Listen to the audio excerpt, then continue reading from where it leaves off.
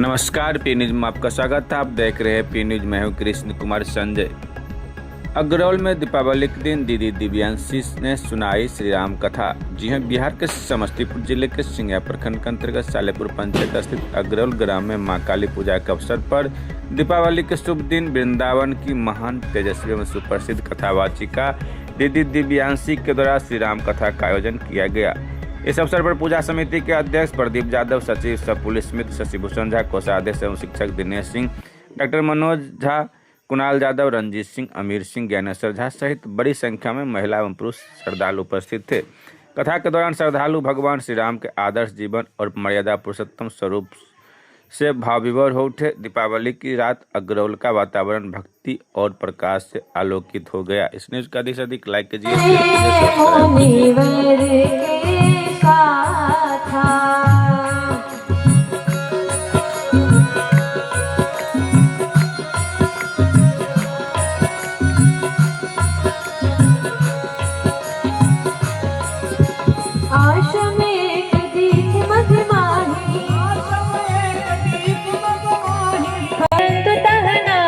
पूछा मुनि शिला प्रभु देखी, सकल कथा मुनि कहा विषेखी, सकल कथा मुनि कहा विषेखी।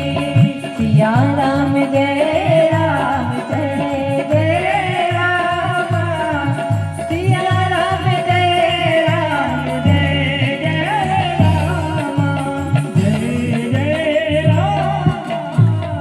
बोली सियावर रामचंद्र की।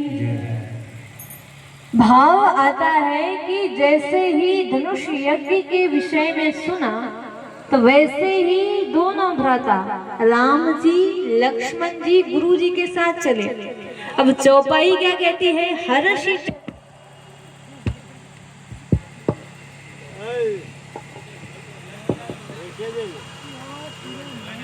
बोली सियावर रामचंद्र की। चौपाई कहती है हर्षि चले मुनि वर के साथ, अर्थात मुनि अलग किया गया, वर अलग किया गया। मुनि अर्थात विश्वामित्र जी और वर अर्थात राम जी। वर किसे कहते हैं? दूल्हा जो होता है उसी को तो कहते हैं ना। तो मानो विश्वामित्र जी हर्षित होकर के वर के साथ, दूल्हा के साथ चले हैं कि वहां आए भले हजारों राजा, लेकिन जिसके साथ में जानकी जी का विवाह होना है वो वर तो हम लेकर के जा रहे हैं।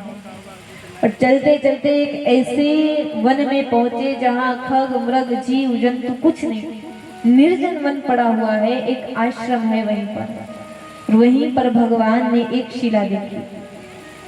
शिला देखी तो राम जी रुक गए और रुक करके राम जी कहते, गुरु जी ये ऐसे स्थान पर ये आश्रम, और आश्रम के समीप में ये जो शिला है देखने से लगता है कि कोई स्त्री है, ये कौन है? विश्वामित्र जी रुके और आए, बोले राम ना जाने कितने लोग इस मार्ग से होकर के निकल गए, किसी ने इस शिला पर ध्यान नहीं दिया, तुम्हारा ध्यान कैसे चला गया? तुमने कैसे देख लिया? राम जी कहते, गुरुजी जिसे कोई नहीं देखता है राम उसी को देखता है। जिसे देखने वाले बहुत हैं, राम उन्हें नहीं देखता। जितनी आपकी ज्यादा पहचान होगी, सगे संबंधी बढ़ेंगे, मित्र बढ़ेंगे, उतना ही आप भजन से, कीर्तन से, भगवान से, सत्संग से दूर होने चले जाओगे। क्यों? जैसे बैठोगे हर 5 मिनट पर कोई ना कोई आपका अपना आ जाएगा, हो गया भजन। और जब किसी से मतलब नहीं रहेगा, कोई संबंध नहीं है, एकदम अलग हो, शांत हो, तो पूरा टाइम आप भगवान को दे सकते हो, जितनी इच्छा हो भगवान को दे सकते हो। बहुत से लोग कहते पूजा पाठ करने से क्या होगा, मंदिर जाने से क्या होता है, भगवान हम नहीं इतना पूजा कर पाएंगे। सब ये कहते मंदिर जाने से क्या मिलता है, कोई ये क्यों नहीं कहता कि मंदिर जाने से क्या छूट जाता है? जब आप मंदिर जाओगे स्वतः ही भगवान को देख करके आपके दोनों हाथ झुक जाएंगे, दोनों हाथ जुड़ जाएंगे। चाहे कितना भी अकड़ करके आप जाओ, भगवान को देख करके सारी अकड़ छूट जाएगी, हाथ जोड़ लोगे। स्वयं झुक जाओगे। जब मंदिर में आप जाएंगे उस समय आपका क्रोध छूट जाता है।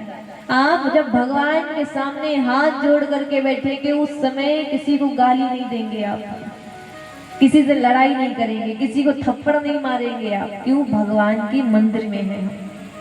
क्रोध छूट जाता है, अकड़ छूट जाती है, अभद्र शब्द जो प्रयोग कर रहे हैं वो छूट जाते हैं। और क्या चाहिए? शांति मिलती है। तन भी सुंदर मन भी सुंदर, सुंदरता की तू मूरत है, किसी और को शायद कम होगी, हमें तेरी बहुत जरूरत है। भक्त सदैव यही कहते हैं कि राम जी हमें आपकी बहुत ज्यादा जरूरत है, किसी को हो या ना हो। तो वही है, राम जी कहते हैं जिससे कोई नहीं देखता है उसी को राम देखता है। तब पूरी कथा बताई।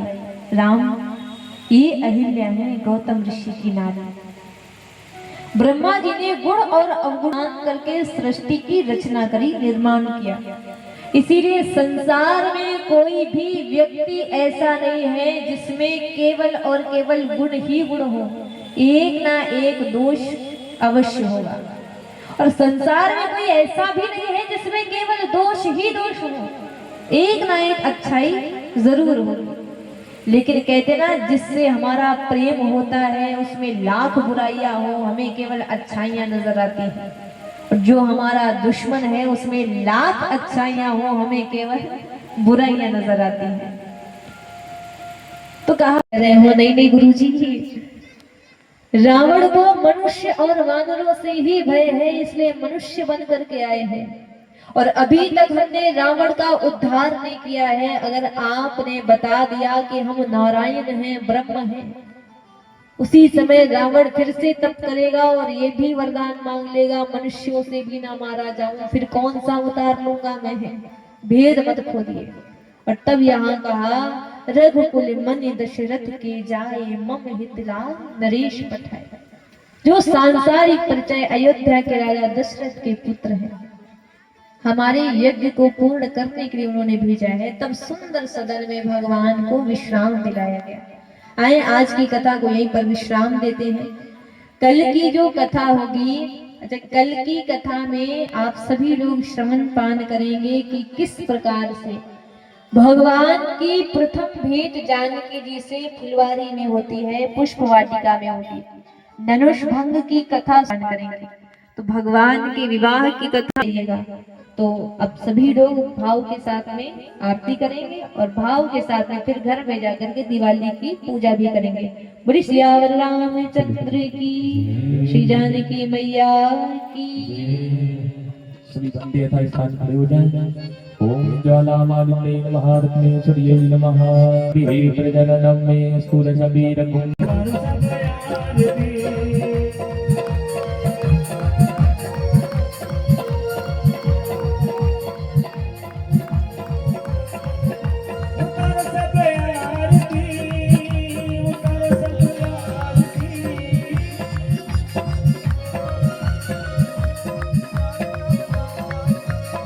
ध्यान से उतारो सब याद पे, सदा है दरबार, उतारो सब याद पे।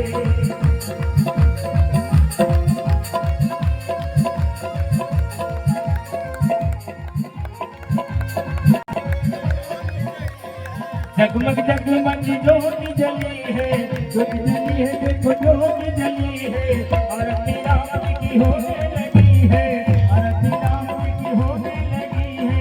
सजा है, सजा है, सजा है दरबार, उतारो सब आरती।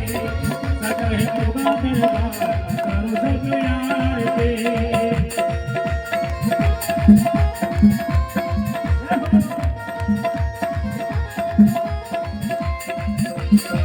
जो भी दुखिया द्वार पे आता,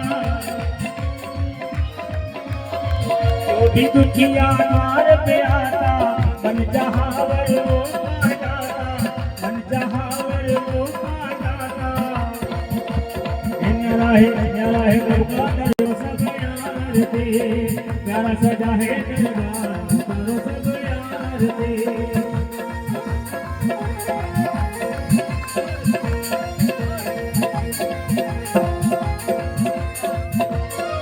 धूप दीप नौ वेद चढ़ाए,